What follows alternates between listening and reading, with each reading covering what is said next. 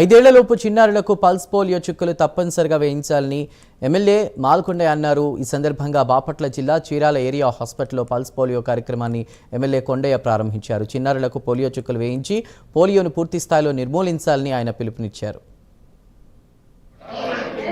Polio మహమ్మారి నుంచి కాపాడుకోవాలంటే తప్పనిసరిగా 2 చుక్కలు పోలియో చుక్కల్ని వాడుకోవాలి.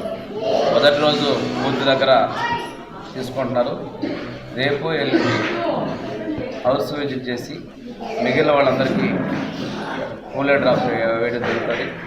100% అందరి పిల్లలకైతే 5 ఏళ్ల చిన్నారులందరికీ కూడాను పోలియో చుక్కలు వేయడం ద్వారా కమ్యూనిటీ మొత్తాన్ని కూడా మనం ఇమ్యునైజ్ చేయడం ద్వారా ఈ పల్స్ పోలియో కార్యక్రమం ద్వారా పోలియో వ్యాధి రాకుండా మన భావితరాలు కాపాడుకునేటువంటి అవకాశం ప్రజలందరూ కూడా పూర్తిగా సహకరించాలి.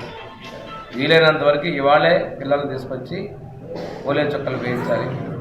వైద్య ఆరోగ్య శాఖ సిబ్బంది కూడా పనులకు వచ్చినటువంటి వాళ్ళు కావచ్చు, దూరంగా ఈ హ్యాబిటేషన్ చుట్టుపక్కల కాస్త సుదూరంగా ఎక్కడ ఉన్నటువంటి సమాచారం కూడా సేకరించి వాళ్ళందరినీ కూడా ఇమ్యూన్ చేయడం ద్వారా మన ఈ యొక్క బాధ్యతను నిర్వర్తించి పోలియో వల్ల వ్యాధులు పడకుండా సమాజాన్ని కాపాడాల్సిన బాధ్యత మనందరి మీద ఉంది.